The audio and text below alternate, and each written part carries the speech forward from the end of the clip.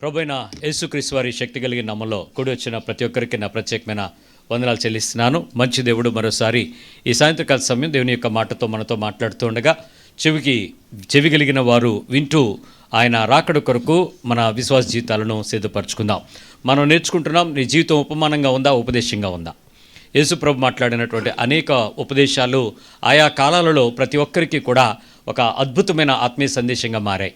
అనేక మంది ఆ ఉపమానాలు వినినప్పుడు వారి జీవితాలలో మేము ఉన్నటువంటి పద్ధతి సరిగా లేదని సరిచేసుకున్న వారుగా మనం కనపడతాం. ఆయా సందర్భాల్లో ఆ యొక్క వాక్యాలు బహు హెచ్చరికలుగాను ఆత్మలో నిలకడగా ఉండడానికి, వాక్యమును లంగరుగా పట్టుకోవటానికి ఉపయోగపడతాయి. మరి ఈ రాత్రి మనం కూడా మరొకసారి గడిచిన వారం మాట్లాడుకున్న మాటలో నుంచి మన బ్రతుకులో ఏ సమయమున మనం వచ్చామని ప్రభు మాట్లాడతాడో మత్తయి సువార్త 20వ అధ్యాయంలో 1 నుంచి 16 లేఖనాలలో నుంచి మనం అర్థం చేసుకుందాం. ఒకవేళ ఈ వచనంలో ఉన్నటువంటి ఈ వచన భావాన్ని అర్థం చేసుకుంటే 15వ వచనం తర్వాత 16వ వచనం దగ్గర ఈ మాట ఉంది. ఈ ప్రకారమే కడపటివారు మొదటివారు అగుదురు. కడపటివారు మొదటివారు అవుతారు. మొదటివారు కడపటివారు అగుదురు. మొదటివారు ఏమవుతారు? కడపటివారు. ఈ ప్రకారమే. ఏ ప్రకారము? అక్కడ 5 సమయాలు ఉన్నాయి. 1 ఉదయం 6 గంటలకు వచ్చిన వాళ్ళు, 2 9 గంటలకు వచ్చిన వారు, 3 మధ్యాహ్నం లంచ్ టైంకి పనిలో చేరిన వాళ్ళు, 4 సాయంత్రకాలం 3 గంటలకి పనిలో చేరిన వారు, లాస్ట్ పనులు ఆఖరికి గంట ముందు పని ముగిసిపోద్దనగా ఆ పనిలో చేరిన వాళ్ళు. అందరికీ వచ్చిన ప్రతిఫలం క్రీస్తు ఒకడే. అందరికీ వచ్చిన దేనారం ఒకే దేనారం వచ్చింది. బట్ అల్టిమేట్గా థింగ్ ఏంటంటే కొంతమంది కడుపు మంట మిగిలింది, అంతే కదా. 15వ వచనంలో నాకు ఇష్టము వచ్చినట్టు నా సొంత సొమ్ముతో చేయటం న్యాయము కాదా? నేను మంచివాడిని అయినందున నీకు కడుపు మంటగా ఉన్నదా అని చెప్పాను. ఆయన అంటున్నాడు, కొంతమందికి కడుపు మంట ఉంది, ఎందుకంత కడుపు మంటగా ఉంది అని అడుగుతున్నాడు. ఇక్కడ ఈ వచ్చిన భావాన్ని అర్థం చేసుకుంటే, ఒకవేళ ప్రభువే గనక నిన్ను చూసి నువ్వు ఏ గడిలో నువ్వు నాతో ఉన్నావు అని అడిగితే మీరు ఏ గడిలో ఉన్నారని చెప్పగలరు? ఫస్ట్ గంటలో వచ్చేసి దేవుని మాటతో నిలబడి నడుస్తున్నారా? ఆ తర్వాత వచ్చిన 2వ పనివారా, 3వ పనివారా, 4వ పనివారా, 5వ పనివారా? లేక మధ్యలో ఉండి మొదట్లో వచ్చామనుకున్న కడుపు మంట కలిగిన వాళ్ళ? ఏంటో ఆ కడుపు మంటో తెలుసా? ఇన్ని సంవత్సరాల నుంచి యేసుప్రభు దగ్గరికి వచ్చాను, నాకేం దొరకలేదు, నిన్న కాక మొన్న వచ్చిన ఆడింట్లో దేవుడు ఎందుకు ఇలాంటి కార్యాలు చేస్తున్నాడు? ఇది కడుపు మంట. ఇన్ని సంవత్సరాలు విశ్వాసంతో ప్రార్థన చేస్తూ నేను చెయ్యని పని లేదు, ఇవ్వని మందిరం లేదు, చెప్పని సువార్త లేదు, ప్రతి మీటింగ్లో సాక్ష్యం చెప్పాను, ప్రతి పరిస్థితుల్లో నమ్మకంగా బతికాను, ఏం జరిగింది? గాడిద గుడ్డు. మా పిల్లలు విడాకులు అయిపోయినాయి, నా పిల్లోడు పనికి రాకుండా అయిపోయాడు, నా భర్త నాతో సమాధానంగా లేడు, ఇంకేంటి నా జీవితం, ఇంకేం కావాలి ఈ క్రైస్తవ్యం? కడుపు మంట కలిగిన క్రైస్తవులు లేరా? చాలామంది కుటుంబాలలో ఈ కడుపు మంట ఉంది. మొదటి వారు ఆఖరివారు అయిపోయిన పరిస్థితి, దుస్థితి కూడా తెచ్చుకుని ఉంటున్నాం. ఇక్కడ ఈ వచనంలో లాస్ట్ మాట ఏం చెప్తుంది? మొదటివారు అనేకులు అగుదురు, మొదటివారు కడపటివారు అవుతారు అనేటువంటి మాట చెప్పాం. ఈ మొదటి వర్తమానంలో మనం విన్న విషయం ఏంటంటే, చాలామంది దేవుని దగ్గరకు వచ్చి ఇరుకు మార్గాన్ని ప్రవేశించడానికి పోరాడతారు, కానీ వాళ్ళందరూ పొందలేరు. ఎందుకనంటే కడపటి వారు అయిపోతారు అనేటువంటి విషయంలో ఫస్ట్ హాఫ్ విన్నాం. ఈరోజు మిగిలిన వర్తమానాన్ని పరిశుద్ధాత్మ దేవుడు మనతో మాట్లాడడానికి, చెక్ చేసుకోవటానికి సిద్ధపడదాం. అసలు మీకు ఈ ఉపమాన భావం ప్రారంభం ఏంటో ఒకసారి చదవండి. 20వ అధ్యాయం 1వ వచనం చదవండి. ఎలాగనగా పరలోక రాజ్యము ఒక ఇంటి యజమానుని పోలి ఉన్నది. రైట్. దాని ఎండింగ్ వర్స్ అంటే 19 ఆఖరి వచనంలో కూడా మళ్ళీ అదే భావం ఏంటి? మొదటివారు అనేకులు అవుతారు, కడపటివారు అనేకులు కడపటివారు మొదటివారు అవుతారు అని ఈ 2 ఉపమానాలను చెప్పేటప్పుడు క్రీస్తు యొక్క భావం ఒకసారి మనం అర్థం చేసుకోవడానికి ప్రయత్నించేద్దాం. ఈ ఉపమానం మళ్ళీ చెప్తున్నాను, ఈ ఉపమానం చాలామందికి ఇది నాకు కాదు అన్నట్టే ఉంటుంది. లాస్ట్ వెళ్ళిపోయేవాడికి కదా, నాకు కాదు కదా, నేను ఆల్రెడీ మంచి వరుసలో ఉన్నాను, కరెక్ట్గా ఉన్నాను, నన్ను ఎవడో పాడు చేయలేడు, నా విశ్వాసాన్ని ఎవడో తక్కువ లేడనే అనుకుంటాం. కానీ దీన్ని సరి అయినటువంటి భావం వినటానికి మనకు లోపల చెవులు తెరవాలి, బాహ్య చెవులు కాదు, లోపల చెవులు తెరుచుకోవడానికి ప్రయత్నించేద్దాం. ఈ 20వ అధ్యాయం 1వ వచనం ఎలా అనగా పరలోక రాజ్యము ఒక ఇంటి యజమానుని పోలి ఉన్నది. ఇక్కడ ద్రాక్ష తోట పనివాడికి సంబంధించిన యజమాని గురించి మాట్లాడుతూ వచ్చాడు. దేనికి సంబంధించింది ఉపమానం? పరలోక రాజ్యం. ఓకే, పరలోక రాజ్యములో మొదటి వారు ఏమవుతారంట? వెనకటి వారు ఏమవుతారంట? ఇప్పుడు మీరు అర్థం చేసుకోండి. మత్తయి సువార్తకు ఒకసారి రండి. 4వ అధ్యాయం 17వ వచనం. యేసు ప్రభువారి సువార్త ప్రారంభం, పరిచర్య ప్రారంభంలో మాట్లాడిన మాట ఒక్కసారి గుర్తుపెట్టుకోండి. అప్పటి నుండి యేసు ఆ. పరలోక రాజ్యము సమీపించి ఉన్నది గనుక ఆ. మారు మనసు పొందుడని చెప్పుచు ప్రకటింప మొదలు పెట్టెను అని ఆ పై వచనాలు మీరు చదివితే అని ప్రవక్త అయిన యెషయా ద్వారా పలుకుబడినది నెరవేరునట్లు ఈలాగు జరిగెను. ఇలా జరిగింది. అప్పటి నుంచి ఏం జరిగింది అని చెప్తున్నాడు. యేసు ప్రభువారు పరలోక రాజ్యము సమీపంగా ఉంది కనుక మారు మనసు పొందుడని చెప్పుచు ప్రకటింప మొదలు పెట్టెను. ఎప్పటి నుంచి? యెషయా ప్రవచనము నెరవేరిపోయి అది కంప్లీట్ అయిపోయిన తరువాత ఆ ప్రవచనము ఇలా జరిగింది అని చెప్పడానికి వచ్చి బోధిస్తున్నాడు. ఇది కదా ఈ కాంటెస్ట్. శ్రద్ధగా వినండి. ఏమిటి యెషయా ప్రవచనం? 9:6, యెషయా 9:6, ఐజియా 9:6, ఐజియా 9:6. మన క్రిస్మస్ కంటతపాక్యం. ఏలయనగా మనకు శిశువు పుట్టెను, మనకు కుమారుడు అనుగ్రహింపబడెను, సన్ అంటు us, అనుగ్రహింపబడెను, కుమారుడు వచ్చేసాడు. ఆయన భుజము మీద రాజ్యభారం ఉండును. ఏముంటది ఆయన భుజం మీద? రాజ్యభారం. రాజ్యము యొక్క భారము ఆయన భుజముల మీద ఉంటుంది. ఆశ్చర్యకరుడు. ఆయన పేరేంటి? ఆశ్చర్యకరుడు, ఆలోచనకర్త, బలవంతుడైన దేవుడు, నిత్యుడగు తండ్రి, సమాధానకర్తయగు అధిపతి అని అతనికి పేరు పెట్టబడును. ఇది మొదలుకొని మితి లేకుండా దానికి వృద్ధియు క్షేమమును కలుగునట్లు సర్వకాలము దావీదు సింహాసనమును రాజ్యమును నియమించును. ఆ రాజ్యం ఏమవుతుంది? న్యాయము వలనను నీతి వలనను రాజ్యము స్థిరపరచుటకు అతడు సింహాసనాసీనుడై రాజ్య పరిపాలన చేయును. రాజ్యమును పరిపాలన చేస్తాడు. సైన్యములకు అధిపతియగు యెహోవా ఆసక్తి కలిగి దీనిని నెరవేర్చును. ఈ వాక్యం మేము వినలేదన్నోళ్ళు ఎవరైనా ఉన్నారు ఇక్కడ? క్రైస్తవులైన వాళ్ళు ఈ వాక్యం విన్నారా లేదా? యెషయా 9:6 అసలు సువార్తకు వచ్చిన వెంటనే రోడ్డు మీద నిలబడి మైక్లో మాట్లాడిన వాళ్ళు క్రిస్మస్లో మాట్లాడకుండా ఉండదు. ఓకే, ఆయన కుమారుడు అనుగ్రహించబడను, ఆయన భుజముల మీద ఏముంది? రాజ్యభారము. ఆయన రాజ్యమును పరిపాలన చేస్తాడు. మళ్ళీ చెప్తున్నాను, ఆయన వస్తాడు, ఆయన రాజు, ఆయన రాజ్యం ఉంది, ఆ రాజ్యం పరిపాలన చేస్తాడు. ఆ రాజ్యం ఎలా ఉంటుందంటే మితి లేకుండా దానికి వృద్ధి క్షేమం కలుగుద్ది. సర్వకాలము న్యాయము వలనను నీతి వలనను రాజ్యమును స్థిరపరచుటకు ఆయన సింహాసనాసీనుడే రాజ్యాన్ని పరిపాలన చేస్తాడు. ఇది సైన్యములకు అధిపతి అయిన దేవుడైన యెహోవా ఆసక్తితో దాన్ని కొనసాగి. అంటే approved by God, the Kingdom was approved by God, the king was approved by God. ఎవరు ఆ కింగ్? యేసుక్రీస్తు. ఆయన ఈ పరిపాలన ఇలా చేసి ఇలా రాజ్యాన్ని స్థాపిస్తాడు. మితి లేకుండా ఉంటుంది, శాంతికరంగా ఉంటుంది, సమాధానకరంగా ఉంటుంది. ఆయన నిత్యము భుజముల మీద రాజ్యభారం ఉంటుంది. ఇది కదా దేవుని యొక్క వాక్యం. ఈ విషయాన్ని కదా మనం చెప్తున్నాం. ఈయన ఇప్పుడు వచ్చి ఏం చెప్తున్నాడు? ఇలాగూ జరిగెను, అలా జరిగిన దానికి ఈయన వచ్చి చెప్తున్నాడు. ఏమని చెప్పాడు? పరలోక రాజ్యము సమీపించి ఉన్నది. మత్తయి సువార్తలు 4:17 సమీపించబడి ఉన్నది కనుక మారు మనసు పొందుడని ఏంటి? యెషయా చెప్పబడినటువంటి ప్రవచనము నెరవేరుతూ పరలోక రాజ్యం సమీపంగా ఉంది. ఏ కింగ్డమ్ అయితే ఐజియా ప్రామిస్ చేశాడో, ఆ యెషయా చెప్పాడో ప్రవచనం, ఆ రాజ్యము మీ దగ్గరికి తీసుకొచ్చాను, ఇదిగో నేనే వచ్చాను, రాజ్యభారం అతని మీద ఉంటుంది అని చెప్పిన వాక్యం నెరవేరుతుంది. ఇదిగో రాజు మీ మధ్యలోకి వచ్చాడు, పరలోక రాజ్యం సమీపంగా ఉంది. మీరు ఇప్పుడు ఏమవ్వాల్సింది? మారు మనసు పొంది రక్షణ పొందండి. ఇది కదా క్రైస్తవ సువార్త. క్రిస్టియన్ యొక్క ఎయిమ్ ఏంటంటే, క్రైస్తవ విశ్వాసం యొక్క గురేంటంటే, నాకొక రాజు ఉన్నాడు, నాకొక రాజ్యం ఉంది, నాకొక పరిపాలన ఉంది. ఒక రాజు ఉన్నాడు, రాజ్యం ఉంది, పరిపాలించే శక్తి కలిగిన రాజు నాతో ఉన్నాడు. నాకొక రాజు ఉన్నాడు, ఆయనకు ఒక రాజ్యం ఉంది, ఆయనకు ఒక సూత్రం ఉంది, ఆయనకు ఒక రాజ్యాంగం ఉంది. ఆ పరిపాలనలో నేను బ్రతుకుతున్నాను. నేను లివింగ్, నా బ్రతుకు ఆ రాజ్యానికి సంబంధించింది. చెవిగలిగి వింటున్నారా? క్రైస్తవుడైన వాడు సువార్త విని విశ్వాసంలో ఉన్నాడు అంటే, నాకొక చర్చ్ ఉంది, నాకొక పాస్టర్ ఉన్నాడు, ఆయన మమ్మల్ని నడిపిస్తాడు. ఇది చెప్పలేదు బైబిల్. నీకొక రాజు ఉన్నాడు, ఆయనకు ఒక రాజ్యం ఉంది, ఆయన భుజముల మీద రాజ్యభారం ఉంటుంది, నీతి సమాధానాల కర్తగా ఉంటాడు, అతడు తన రాజ్యాన్ని పరిపాలన చేస్తాడు. ఆ రాజ్యాన్ని మనము నడుచుకోవాలి, ఆ రాజ్యాన్ని మనము పరిపాలించాలి, ఆ రాజ్యాన్ని మనము కొనసాగించాలి, ఆ రాజ్యంలో మనము జీవించాలి. ఇది కదా దేవుని వాక్యం. అర్థమైందా? మళ్ళీ చెప్తున్నాను, ఈ మాట మీరు చెవికి సరిగ్గా అర్థం చేసుకోకపోతే ఇంక నేను చెప్తున్న ఎన్ని ఉపమానాలు మీకు దండగే. ఈ మాట మీరు శ్రద్ధగా ఆలోచించండి. నా రాజ్యం ఒకటి కాదు, దేవుని రాజ్యం ఒకటి ఉంది.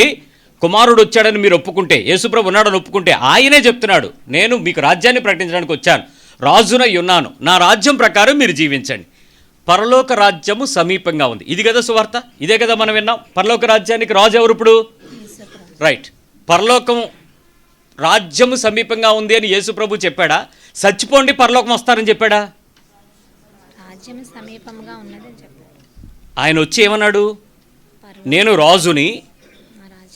పిలాతు అడిగాడు, నువ్వు రాజువా అని అడిగితే ఆయన ఏమన్నాడు? Yes, as you said, I'm the king to rule the Israelites. వీళ్ళని పరిపాలించడానికి నేను ఒక రాజ్యాన్ని కట్టడానికి వచ్చిన రాజుని. నువ్వన్నట్టే. ఇప్పుడు ఆలోచించండి, మీరు దేవుని యొక్క రాజ్యం గురించి ఆలోచిస్తుంటే మీ రాజ్యము చనిపోయిన తర్వాత దూరే పరలోకమా, భూమి మీద బ్రతుకుండేటప్పుడు జీవించే జీవిత పరలోకమా? ఏది కావాలి నీకు? ఇప్పుడు వరకు మీకు పరలోకం ఎక్కడుందనుకున్నారు? చచ్చిపోయిన తర్వాత నువ్వు పరలోకం వెళ్ళిపోతావని పరలోకము నా దేశము అని పాడావు. ఇప్పుడు ప్రభు ఏమంటున్నాడు? నేను నీ చచ్చిపోయినప్పుడు వచ్చే లోకం గురించి నేను మాట్లాడడానికి రాలేదు. If I am the king, నేను నీకు రాజుగా ఉండేటట్లయితే, నీవు నా రాజ్య పరిపాలనకు నువ్వు ఉన్నట్లయితే, నేను నిన్ను పరిపాలించడానికి ఒప్పుకున్నట్లయితే, నా రాజ్యానికి సంబంధించిన సూత్రంలో నువ్వు ఉన్నావా లేదని అడుగుతున్నాడు.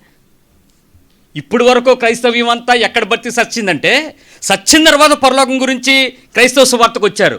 నేను sorry to say the Christians, ఈ రోజు వరకు క్రైస్తవుడని నమ్ముతున్న వెర్రివాడి అయిన క్రైస్తవుడికి చెప్తున్నాను, నువ్వు చచ్చిపోయిన తర్వాత పరలోకం వాగ్దానం చేయబడిందే, కానీ బతికి ఉండేటప్పుడు నువ్వు దేవుని రాజ్యానికి సంబంధిగా బ్రతకకపోతే, ఆ రాజ్య నీతికి, ఆ రాజ్య సూత్రానికి, ఆ రాజ్య సిద్ధాంతానికి, ఆ రాజ్య రాజు యొక్క కోరికకు నువ్వు అభిష్టం మేరకు బతకకపోతే నీ క్రైస్తవ్యం సచ్చిన తర్వాత దేనికి పనికిరాదు.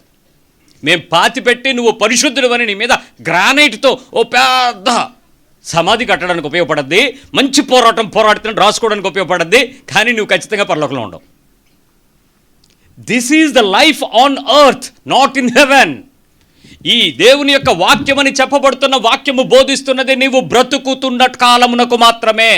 ఇక్కడికి చెల్లుబాటైనటువంటి రాజరికము, ఇక్కడికి చెల్లుబాటైన రాజు గురించి చెప్తున్న ధర్మశాస్త్రము, ఇక్కడికి చెప్తున్న బ్రతుకుతున్నటువంటి ఒక క్రైస్తవ జీవితం ఎలా జీవించాలో మనకిచ్చినటువంటి ఒక మాదిరిని చూపించినటువంటి విశ్వాసాన్ని విడిచిపెట్టి నువ్వు మరణించిన తర్వాత పరలోకపు సువార్త చెప్పే సువార్థికులకు సువార్త తెలుసుకోండి. అసలు నీ పిలుపు సువార్థికుడని చెప్పినోడు ఎవడు? అసలు నువ్వు నిజంగా జీవిస్తున్నది సువార్త అయితే, నువ్వు చచ్చిపోయిన తర్వాత దేవుని రాజ్యంలోకి వెళ్తావనే సువార్త ఎవడని చెప్పమని చెప్పలేదు యేసు ప్రభు. బతికి ఉండేటప్పుడు నువ్వు దేవుని యొక్క నీతి కలిగిన రాజ్యంలో బతుకుతావు, ఆ బ్రతుకుకి కావాల్సినటువంటి యేసుక్రీస్తుని వెంబడించి చెప్పడమే సువార్త. ఇప్పటి వరకు నువ్వే సువార్త నవ్వు నాకు తెలియదు. ఇప్పుడు నేను మాటకు వస్తున్నాను రండి. ఇప్పుడు ఆయన రాజ్యము, దేవుని రాజ్యం గురించి చెప్పడానికి వచ్చి మొదటి వారు వెనక్కి వెళ్తారు, వెనక్కి వారు మొదటికి వస్తారు అన్నారు. మనందరం ఏమనుకుంటున్నాం అంటే చచ్చిపోయిన తర్వాత ఎక్కడైనా దేవుడు మనల్ని వెనకాతలు ఉంచోబెడతాడేమో అనుకుంటున్నారు. బతికుండగానే నువ్వు ఎక్కడున్నావో, నీ లైన్ ఎక్కడుందో చెప్తాను. ఫస్ట్ పనుడువో లాస్ట్ పనుడువో తేల్చుకో. ఒక నిమిషం నేను ముందు ఒక మాట చెప్పాను. యేసు ప్రభు వారు ఈరోజు నేను మీకు ఒక మార్గాన్ని సెటిల్ చేస్తాను, మార్గాన్ని స్థిరపరుస్తున్నానని చెప్పాడా, ఒక మతాన్ని సిద్ధపరుస్తున్నాడా? మార్గాన్ని.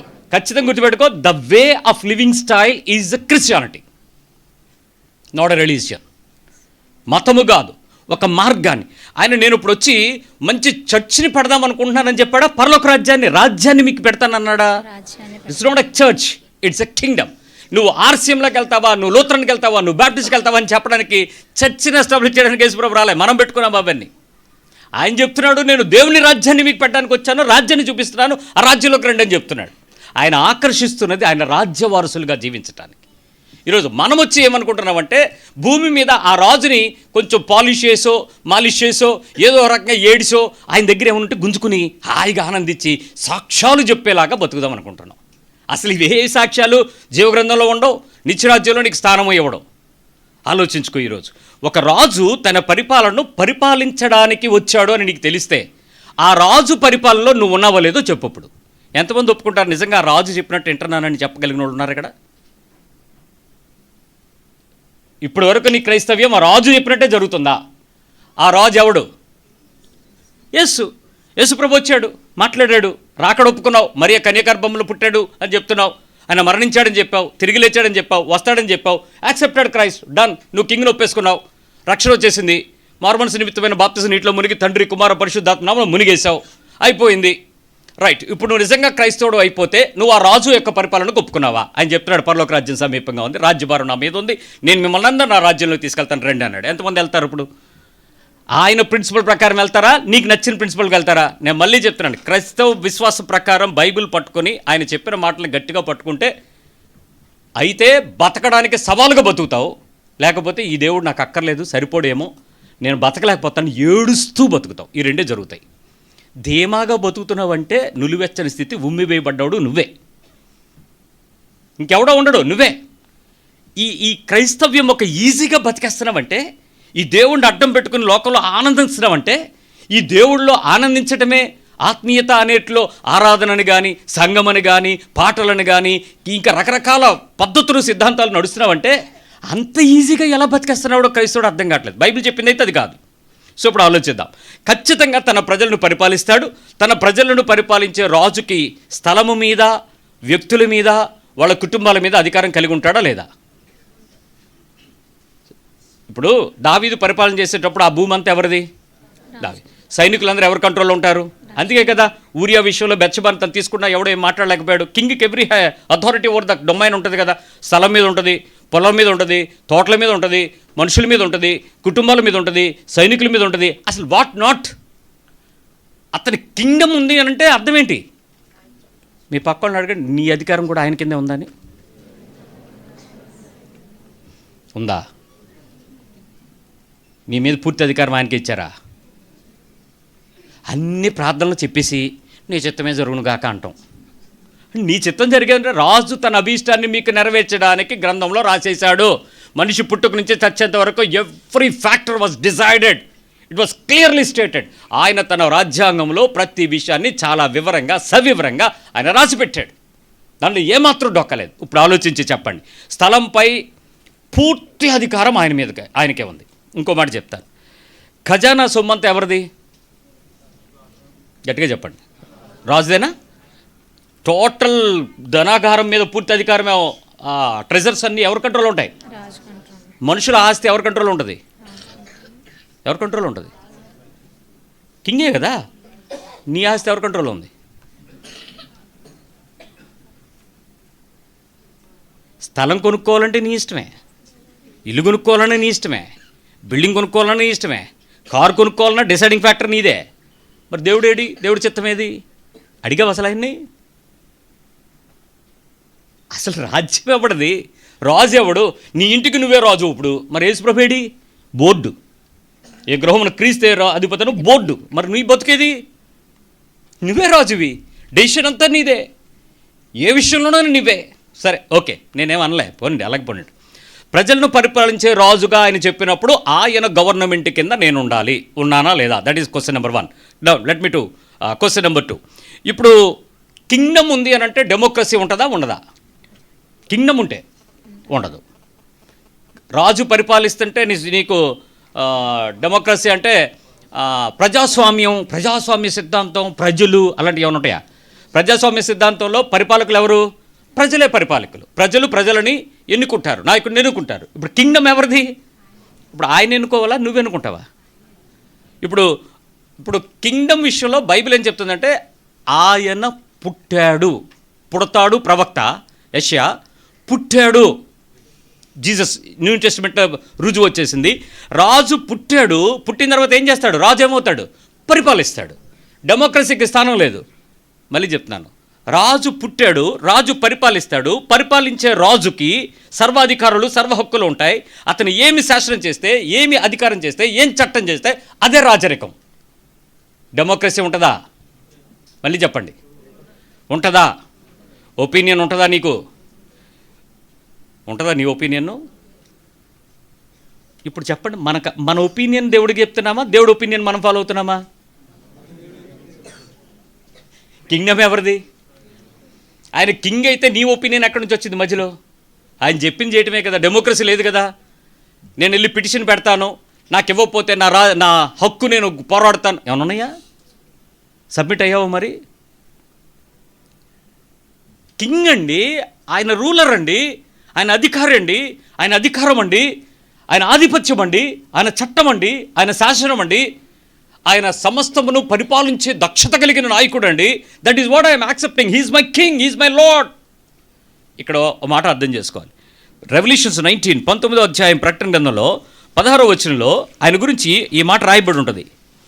చాలా చక్కటి వచనం ఇది, 19, 16.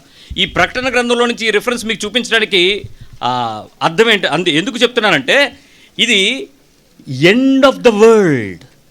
ప్రపంచాలు పునర్జన్మ సిద్ధాంతాన్ని నమ్మినప్పుడు, అన్ని రాజ్యాలు లయమైపోయినప్పుడు ఆయన అధికారాన్ని ఎలా ఒప్పుకుంటుందో బైబిల్ చెప్తుంది. ఏంటి ఆయన అధికారం చూడండి. రాజులకు రాజును, రాజులకు రాజు, ప్రభువులకు ప్రభువును అను నామము ఆయన వస్త్రము మీదను తొడ మీదను వ్రాయబడి ఉన్నది. ఏముంది? ఆయన పేరేంటి? రాజులకు రాజు, ప్రభువులకు ప్రభువు. ఇప్పుడు చెప్పండి, ఇజ్రాయేలుకు రాజు అన్నాడా, రాజులందరికీ రాజు అన్నాడా? ఇప్పుడు మీరు ఎన్ని దేశాలు చెప్తారో, ఎన్ని గొప్ప దేశాలని చెప్తారో, ఎన్ని అధికారాలని చెప్తారో, అన్ని రాజులకు కన్నా ఆయన ఎవడు? ఇప్పుడు అంత రాచరికపు అధికారం కలిగినటువంటి దేవుని అధికారమైనటువంటి యేసుకి నీ అధికారం అప్పగించావా? ఆ కింగ్ ఆఫ్ ద కింగ్ అని చెప్పి పాటలు పాడే నీకు ఆ నీ రియల్గా కింగ్ ఒక అధికారిక భాగస్వామ్యానికి అలా నిన్ను సరెండర్ అయ్యావా? కింగ్ వచ్చేసాడు, ఇప్పుడు ఆయన నిన్ను ఒకటే అడుగుతాడు, నీ చిత్తం చేస్తావా, ఆయన ఇష్టం చేయాలా? ఏం చేయాలి? నేను నీకు లోబడిని అన్నావు అనుకో, నువ్వు కింగ్షిప్ని యాక్సెప్ట్ చేసినట్ట కాదా? కాదు. ఇది నాకు కావాలి అని అడిగావు అనుకో, నువ్వు దేవుని కింగ్డమ్ని నువ్వు వ్యతిరేకిస్తున్నావని కాదా? ఇది నాకు ఇవ్వాలి అన్నా, నాకు కావాలి అన్నా, నాకు రావాలి అన్నా, నాకు చెయ్యాలి అన్నా, అసలు నువ్వు అడగటానికి నీకేమైనా అధికారం ఉందా? ఎవరు అధికారం అది? ఇప్పుడు ఆయన దయతలిస్తే నీకు వస్తుంది, ఆయన కృప తెలిస్తే నీకు ఇస్తాడు, ఆయన విశ్వాసం ఉంచితే, ఆయన నమ్మకం కలిగితే నీకు చేయగలడు. ఏదైనా చేసే అధికారం ఆయనకు ఉన్నప్పుడు పాట బాలే ఉంటుంది. ఏంటా పాట? ఏదైనా చేయగలడు, కథ మొత్తం మార్చగలడు.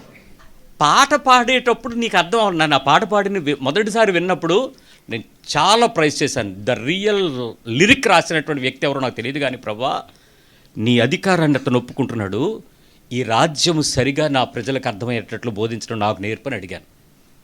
ఆ పాట చరణం పట్టుకున్నాక ఏదైనా మార్చగలడు, కథ మొత్తం మార్చగలడు అంటే ఏమనుకుంటున్నారు తెలుసు? మీరు మీ కథని కావాల్సినట్టు మార్చేస్తాడు అనుకుంటున్నారు. నేనది చెప్తున్నాను, ఆయనకి నచ్చినట్టు మార్చుకుంటాడు. No ambition, no happiness, no cheers, no claps, no demands, no commands, no request, no prayers. నీ ప్రార్థనలన్నీ ఒక్క నిమిషాలు పక్కకు పెట్టి నా రాజ్యం ఇది, నేను చెప్పినట్టు చెయ్యి, దట్స్ ఆల్. కథ మొత్తం మార్చేస్తాడు. అలా అర్థం అవ్వాలి వాక్యం. నేను చెప్తాను విను.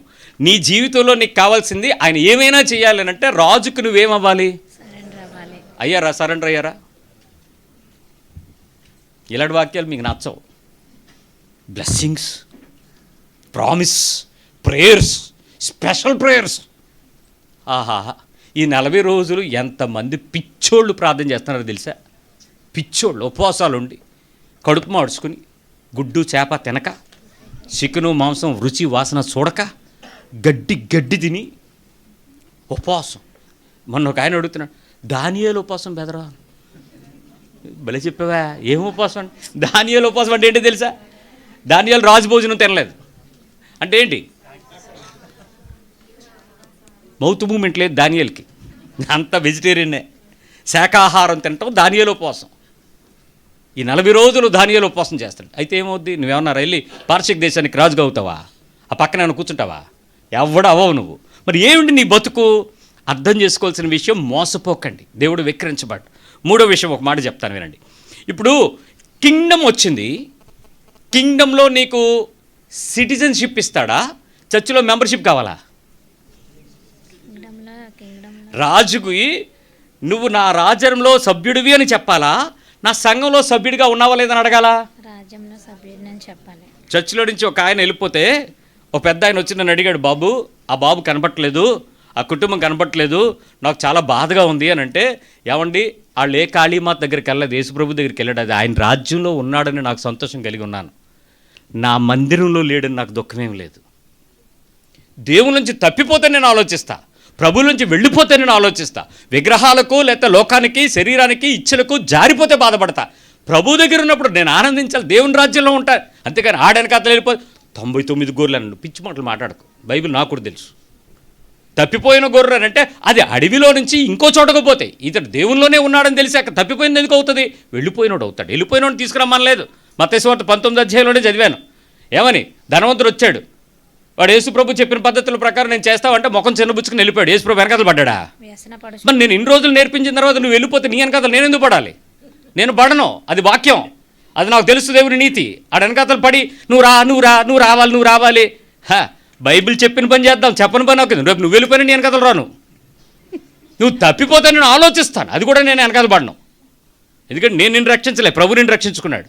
ఇన్ని నేర్పించిన తర్వాత కూడా నువ్వు తప్పే ఉంటే బుర్ర చెడిపోయిందని మెంటల్ హాస్పిటల్లో జాయిన్ చేయాలి. మళ్ళీ చర్చిలోకి ఎందుకు? ఇంకోటి పిచ్చోని చేస్తావు. ప్రమాదం మీ వల్ల. కడవరి కాలంలో జాగ్రత్తగా ఉండాలి. సంఘాన్ని కాచుకోవడం అంటే ఇది. అంతేగాని ప్రతి ఒక్కడు వెనకాల తిరగమని కాదు. కానుకల కోసం తిరిగే పరిస్థితి లేదు కాబట్టి ఆలోచించు. ఇప్పుడు ఈ వచనం ఖచ్చితంగా చెప్తుంది. ఇప్పుడు సిటిజన్షిప్ నీకు ఇస్తాడు కానీ చర్చిలో మెంబర్షిప్ నీకు సంబంధం లేదు. ఓకే, సిటిజన్షిప్ అంటే ఏంటి? ఆయన రాజ్యంలో నీకు చోటు. Right, very good. ఇప్పుడు ఆయన రాజ్యంలో నీకు చోటు దొరికినప్పుడు హక్కులు విధులు ఏమైనా ఉంటాయా? ఆయన రాజ్య సిద్ధాంతం ఫాలో అవ్వాల్సిందేనా? రాజ్యం ఎవరిది? సింహాసనం ఎవరిది? పరిపాలన ఎవరిది? ఇప్పుడు హక్కులు ఎక్కడ ఉంటాయి? ఇప్పుడు పాకిస్తాన్లో 2 భాగాలు విడిపోయినాయి. ప్రజాస్వామ్యం కాదు అక్కడ ఉన్నదంతా అధికార భాగస్వామ్యం. అయతుల్లా ఖుమైనీ ఇప్పటి వరకు ఇరాన్లో ఏం చెప్పాడో అదే శాసనం.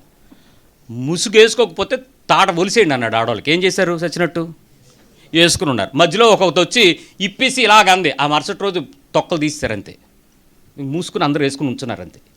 అధికారం. హక్కులు ఉంటాయి అక్కడ? ఏమైనా ఉంటాయా?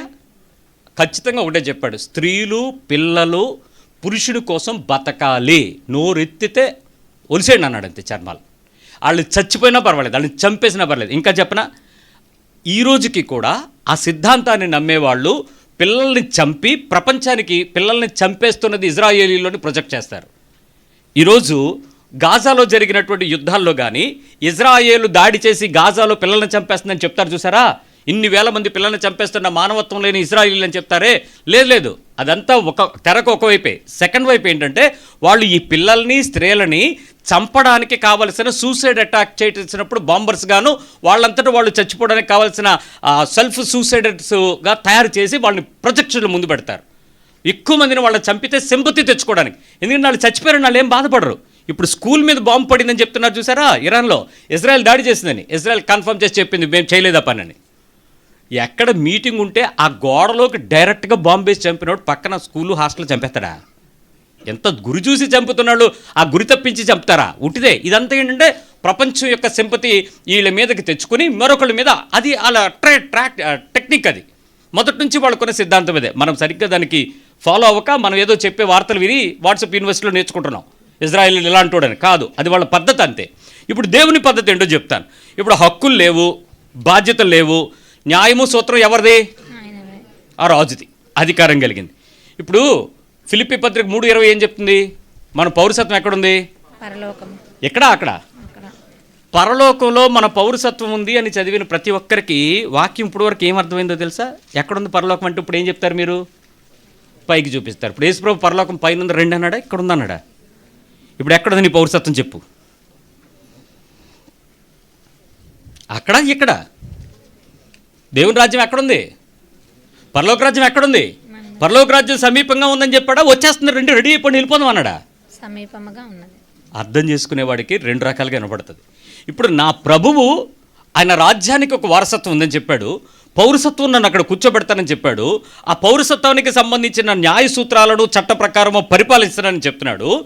ఆయన దేశానికి సంబంధించిన చట్టాన్ని ఆయన అమలు చేస్తాడంటే నేను ఒప్పుకోవాలా వద్దా? నీ చిత్తమే జరుగుని చెప్పాలా వద్దా? నీ రాజ్య సిద్ధాంతం ప్రకారం నన్ను చెయ్యి, నీ రాజ్యానికి కావాల్సినట్లుగా నన్ను నడిపించు, నీ రాజ్యానికి కావాల్సినట్టు నన్ను సిద్ధపరచు, ఇదే అడగాలి? లేకపోతే నాకు కూడా ఏమైనా కావాలని అడగాల? అక్కడికి ఆయన చెప్పాడు, దేవుని రాజ్యము యొక్క సిద్ధాంతాలు, దాని పనులు, దాని పద్ధతులు, దాని కాపుదల, దాని రాజ్యాంగం కంప్లీట్గా మనకి డిజైన్ చేసి పెట్టాడు. ఆయన మనకి సిటిజన్షిప్ ఇచ్చాడు. 4వ విషయం చెప్తాను. ఆయన కింగ్డమ్ ఉందన్నట్టే కింగ్డమ్కి కొన్ని ప్రిన్సిపల్స్ ఉంటాయి, ఒక రాజ్యాంగం ఉంటుంది. ఆ రాజ్యానికి కొన్ని సిద్ధాంతాలు పెట్టుకుని ఈ సిద్ధాంతాల ప్రకారం మా దేశాన్ని మేము పరిపాలిస్తామని నిర్ణయం తీసుకుంటారు. ఆయన రాజ్యాంగం ఎలా ఉంటుందో మీకు చెప్పనా? కింగ్డము, ఆయన క్రైస్తవ్యానికి పూర్తి అధికారం కలిగినటువంటి కింగ్డమ్ ఏది? క్రిస్టియానిటీకి ఎన్ని కింగ్డమ్స్ ఉన్నాయి? ఏమన్నా 2-3 పుస్తకాలు ఉన్నాయి ఏంటి? ఒకటే కింగ్డమ్. ఈ రోజుకి మిగిలిన జాతీయతల గురించి ఎవరైనా మాట్లాడితే మాకు ఇది ఉంది, ముస్లిమ్స్కి మాకు ఖురాన్ ఉంది అని అంటే ఖురాన్లో మళ్ళీ 2 ఉన్నాయి. ఆ రెండింటిలో షరియా ఉందా, షరియత్ ఉందా అని అంటే ఆ రెండింటికి మళ్ళీ తేడా ఉంది. దీనిలో ఉన్నవాళ్ళు దాన్ని ఒప్పుకోరు, దాని ఉన్నవాళ్ళు దీన్ని ఒప్పుకోరు. కానీ బైబిల్ అలా 2-3 బైబిల్ ఏం లేవు. ఎవడో చెప్తాడు రోమన్ క్యాథలిక్ బైబిల్ వేరు, ప్రొటెస్టెంట్ బైబిల్ వేరు. బైబిల్ ఒకటే 66 పుస్తకాలు సంపుటిని ప్రధానంగా తీసుకుంటాం, వాళ్ళు ఇంకొక 5 పుస్తకాలు ఎక్కువ పెట్టుకుంటారు. దానివల్ల మాకేం అభ్యంతరం లేదు. రోమన్ క్యాథలిక్ బైబిల్ కాదని చెప్పినోడు ఎవడు? విషయానికి వచ్చేటప్పుడు దానిని విశ్వాసం ఉంచామా లేదా అన్నది బైబిల్ చెప్పిన సిద్ధాంతం మార్చలేదు. బైబిల్లో పుస్తకాలు యాడ్ చేసినంత మాత్రంలో మాకేం అభ్యంతరం లేదు, దాన్ని పక్కకు పెడదాం. ఇప్పుడు బైబిల్ ఒకటే సిద్ధాంతం అని తెలిసినప్పుడు, ఒకటే రాజ్యం అన్నప్పుడు, ఒకటే రాజ్యాంగం అన్నప్పుడు ఆ రాజ్యాంగం ఎంత గొప్పదో నీకు తెలియాలా? 119వ కీర్తన 89వ వచనం చూడండి, ఎంత బైబిల్ రాజ్యాంగం గొప్పదో చెప్తాను. 89వ వచనం 119.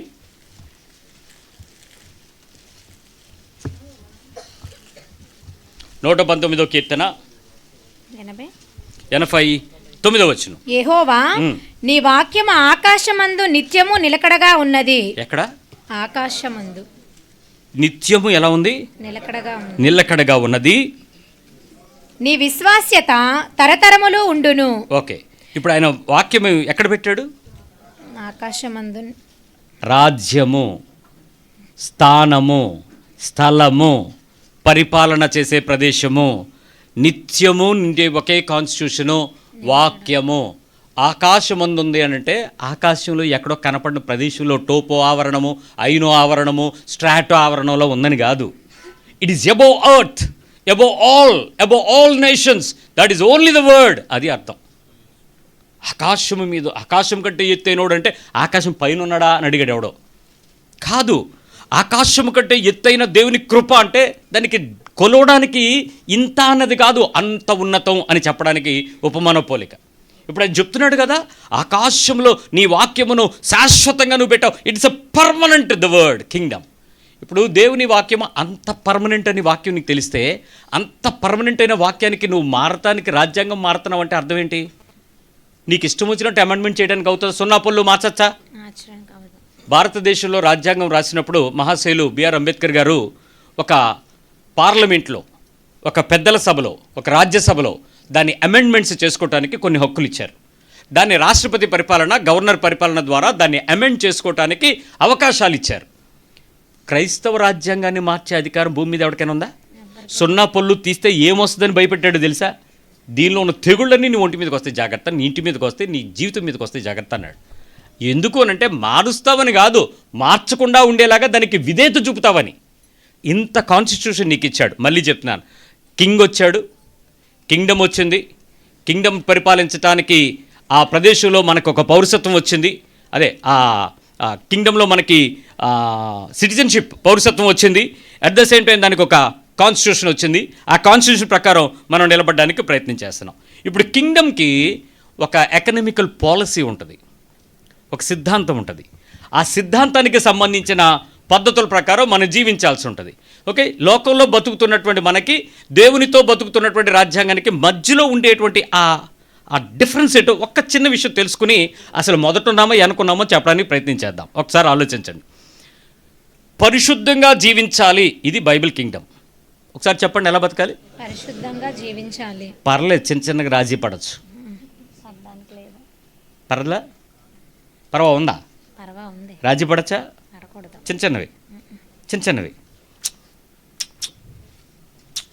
చూసి చూడనట్టు. ఆయన రాజ్యం ఏంటి? పర్ఫెక్షనా? చిన్న రాజీ పడచ్చా? హోలీనెస్సా? ఏదైనా పర్లేదా? నిజం చెప్పండి. సో దేవుని రాజ్యము అన్నావా, ఇక పరిశుద్ధతే, ఇంకేమీ లేదు. రాజీ పడతాను, పర్వాలేదు, అస్సలు క్వశ్చన్ లేదు. ఇది క్రిస్టియన్ లైఫ్. నీ పోరాటం దేని మధ్యలో ఉందో చూసుకో. ఇప్పుడు నెంబర్ 2, దేవుని రాజ్యంలో దీనంగా బతకాలా, గర్వంగా బతకాలా? ఏంటో అందరికి వినపడుద్ది, మైక్లో కూడా వినపడుద్ది మీరు మాట్లాడింది. అంటే దీనంగా బతకాలంటే దీనంగా బతకాలని చెప్తుమా? మాటల్లో దీనత్వం చూపించడమా? కొంతమంది తెగబలి దీనత్వం కలిగి ఉంటారండి. హోంవర్క్ రాయినప్పుడు పిల్లవాడు మొహం ఎలా పెడతాడు? మా అమ్మకి నిన్న హాస్పిటల్లో ఉండిపోయింది. వాళ్ళ అమ్మగారు హాస్పిటల్లో ఉండిపోయారు, అందుకు హోంవర్క్ రాయలేదు. టీచర్ కొట్టలేదు. పక్కనోడు వచ్చి వాళ్ళ అమ్మ నర్సు టీచర్ అన్నాడు. వాళ్ళ అమ్మ నర్సు అని చెప్పడం కూడా ఆడు దీనంగా చెప్పి చేతులకు దెబ్బలు తప్పించుకున్న తెలివైన దీనుడు. ఇక్కడ అందరూ అలాంటోళ్ళే. క్రైస్తవ లోకమే దొంగ దీనత్వంతో ముసుగు కింద గడిపే స్త్రీలు, బైబిల్ పట్టుకుని నటించే పురుషులు. గర్వంగా లేనోడు ఎవడైనా ఉన్నాడా? ఎవడి కాడు ఎవడికున్న దాంతో ఎలా మోరచాచి నడిచేవాడే కానీ ఆ దీనత్వంతో బతికోడు ఎవడని కనపడ్డాడు మీకు క్రైస్తవుల్లో? మినిమం సెన్స్లో ఆలోచించండి. ఎక్కడ ఉన్నంతలో మనం ఎంత లాయల్గా కనపడడానికో ప్రయత్నం చేస్తున్నాం, కానీ ఎంత హంబుల్గా ఉండడానికో ప్రయత్నం చేస్తున్నామా? Humbleness is not on the worthy of clothes. దీని మీద మీరు చూపించకండి. బట్ ఉంటుంది కూడా, దానిలో కూడా నిజమైన దీనత్వానికి వస్త్రంతో కూడా తేడాలు ఉంటాయి. ఆలోచించండి. నెంబర్ 3, సమాధానంగా బతకాలా ఆతృతతో బతకాలా? సమాధానంగా. రాజు పరిపాలిస్తాడు, హక్కులున్నాయి, వారసత్వం ఉంది, ఆస్తి ఉంది, నన్ను నడిపించుకుంటాడు, నన్ను పోషిస్తాడు, నా అవసరతలు తీరుస్తాడు, నాకేం కావాలన్నా నా రాజు చూస్తాడు. నాకే సమాధానానికి లోటు లేదు, నాకే అసమాధానము ఉండదు. Yes are no? మీ పక్కన అడగ నిజమేనా అని. అన్నిట్లో సమాధానంగా ఉన్నారా? అన్నిట్లో సమాధానంగా ఉన్నారా? పోరాటాలు యుద్ధాలు ఏం లేవు కదా, అసమాధానం ఏం లేదు కదా, అశాంతి ఏం లేదు కదా లోపల. నిజమేనా? మీరు దేవుని రాజ్యంలో దూరిపోయినట్టే. ఏం లేదు కదా? ఏం లేదా? అసలు సమాధానానికి అర్థమే క్రైస్తవ్యంలో కనపట్లేదే. ఎక్కడ చూసినా ఈతి బాధ. ఈ 40 రోజులు ఎందుకు ప్రార్థన చేస్తాడు? కొన్ని ప్రాబ్లమ్స్ ఉన్నాయి బ్రదర్, దాని గురించి అన్నాడు. సమాధానకర్త నువ్వు పక్కనెట్టుకుని నువ్వు ప్రాబ్లమ్స్ ఉన్నాయి బ్రదర్ అన్నావు అంటే మెంట్లోడా. అసలు నీ రాజ్యమే వేరు, నీ దేశమే వేరు, నీ దేవుడే వేరు, నీ ధర్మమే వేరు, నీ నీతియే వేరు. యేసుప్రభు దుఃఖపడతాడు, అరే ఈడు మొదటోడు కాదురో, ఈ లాస్టోడు, ఈడు ఫస్టోడ్లా కనపడుతున్నాడు. క్రైస్తవుడిగా ముందుకొచ్చి అన్నిటిని అవుడో చూసి ఆడ ఆంజనేయులు అంటున్నాడు. యేసుప్రభు ఈడిని చూసి అంటాడు, ఆడనకథలు ఉన్నాడు ఈడు అంటున్నాడు. కడబడివాడైపోయాడు, ఫస్ట్ వచ్చాడని దూరిపోయాడు, కానీ లాస్ట్లో ఉన్నాడే. ఇలాంటి వాళ్ళే సంఘం నిండా ఉండిపోయి ఉన్నారు. ఎవడికి చూసినా సమాధానం లేదు. ఆయన అంటున్నాడు సమాధానకర్త. ఏం పేరు? ఆయన పేరు నా రాజు సమాధానకర్త అయినప్పుడు నేను సమాధానంగా ఉండాలి అక్కర్లేదా? ఏమండి, ఒక్కసారి ఇలా కత్తిరిస్తే ఎన్ని వెంట్రుకలు వస్తాయో అన్ని సమస్యలు నాకు ఉన్నాయి. కానీ ఏ రోజు నాకు సమాధానం లేకుండా నేను నిద్రపోలేదు. ఈ రోజుకి గొప్ప హ్యాపీగా ఉంది, ఎందుకంటే నా రాజు గురించి నాకు తెలుసు. నీకు తెలుసా? నోరు ఇప్పితే అయ్యగారు ప్రార్థన చేయండి, అయ్యగారో ప్రార్థన చేయండి.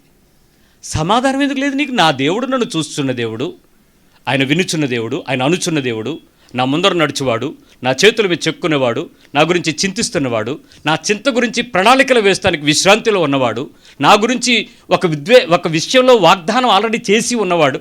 ఏదండి నా దేవుడి గురించి నాకు నమ్మకం, నా రాజు మీద నాకున్న అవకాశం? ప్రవీణ్ పగడాల చనిపోయేంత వరకు అతని మొక్కలో చిరునవ్వు ఎందుకు నిలబడింది అని అంటే, he came to claim that he is my king, ఆయన నా రాజు అని చెప్పగలిగాడు. అందుకు చావు అతను నేను చేయదు. ఈరోజు క్రైస్తవ లోకంలో నాయకుల దగ్గర నుంచి విశ్వాసుల వరకు ఎవరిని చూసినా ఈ ఏడుపు కొట్టు క్రైస్తవే కనపడుతుంది. ఏడు సైడ్ చచ్చిపోతున్నారు సంఘాల్లో. దానికి ఏమి ఏడుపు ప్రార్థనలు అంట, కన్నీటి ప్రార్థనలు అంట, ఎస్తేరు ప్రార్థనలు అంట. ఏం ప్రార్థనలో మిమ్మల్ని అందరినీ తీసుకెళ్ళి ఎక్కడ పెట్టాలో తెలుసా? నినివేలో పెట్టాలా? ఎక్కడెక్కడ పెడితే సరిపోదు మీ ప్రార్థనలకి.